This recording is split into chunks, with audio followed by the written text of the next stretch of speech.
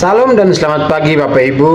Pada pagi hari ini mari kita merenungkan satu bagian firman Tuhan yang saya pilih dari 1 Tawarik pasalnya yang ke-29 ayat yang ketiga, menyatakan bahwa Daud adalah seorang raja yang pernah memimpin bangsa Israel, dan Daud adalah seorang tokoh yang sangat terkenal di dalam Alkitab.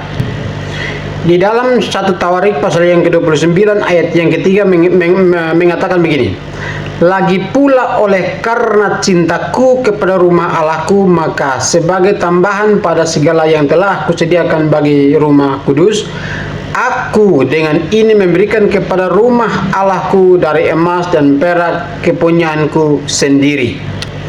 Bapak Ibu yang saya kasihi di dalam Tuhan Yesus Kristus, Daud adalah seorang raja, seorang pemimpin bagi bangsa Israel, dan dia memberikan sebuah teladan yang sangat baik, bukan hanya kepada orang-orang Israel pada zaman Perjanjian Lama, tetapi juga dia menjadi teladan bagi kita sekalian. Karena itu kita perlu memperhatikan bagian firman Tuhan ini yang mengatakan bahwa lagi pula oleh karena cintaku kepada rumahku, kepada rumah Allahku.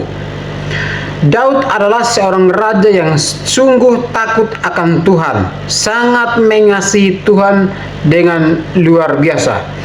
Dan sebagai bukti ia mengasihi Tuhan, ia menyatakannya, membuktikan cinta kasihnya kepada Tuhan melalui ia mencintai rumah Allahnya sendiri. Apakah buktinya? Sebagai bukti, maka Daud mengatakan bahwa maka sebagai tambahan pada segala yang telah kusediakan.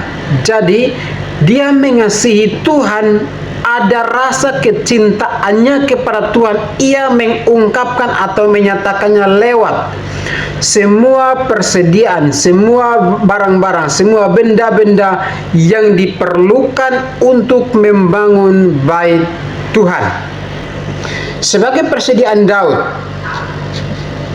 dikatakan bahwa ia mempersiapkan emas, ada tembaga, ada perak, ada besi, ada kayu, ada batu permata soham, ada permata tatahan, ada batu hitam, ada batu permata yang berwarna-warna, dan segala macam batu yang mahal.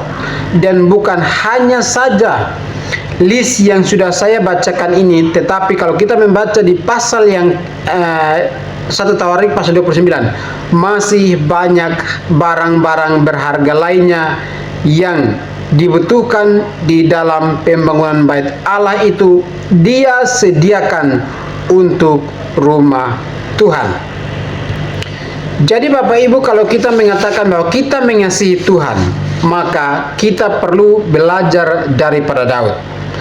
Kasih kita kepada Tuhan harus kita nyatakan, harus kita buktikan lewat sebuah tindakan yang nyata. Sehingga lewat tindakan itu, maka kita bisa menyatakan bahwa kita mengasihi Tuhan. Daud menjadi teladan bagi orang-orang Israel yang lain, dan bahkan pada waktu itu dia menyerukan kepada orang-orang Israel yang lain supaya mereka juga ikut memberikan persembahan atau memberikan hal-hal yang dibutuhkan, material-material yang dibutuhkan untuk pembangunan bait suci. Dan pembangunan bait suci yang dimaksud adalah pembangunan bait suci yang kedua. Karena itu Bapak Ibu, lewat satu ayat firman Tuhan ini, mari kita belajar untuk mencintai Tuhan, mari kita belajar untuk mengasihi Tuhan.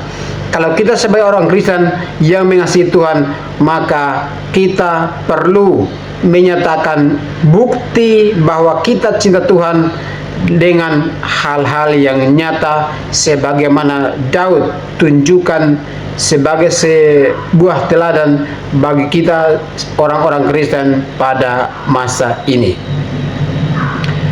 Demikianlah firman Tuhan ini Bapak Ibu. Mari kita terus belajar di dalam kehidupan kita untuk semakin hari makin mengasihi Tuhan, dan kiranya kita diperkenan oleh Tuhan. Selamat pagi Bapak Ibu, kiranya kita bisa memahami firman Tuhan ini. Selamat pagi Bapak Ibu, dan salam.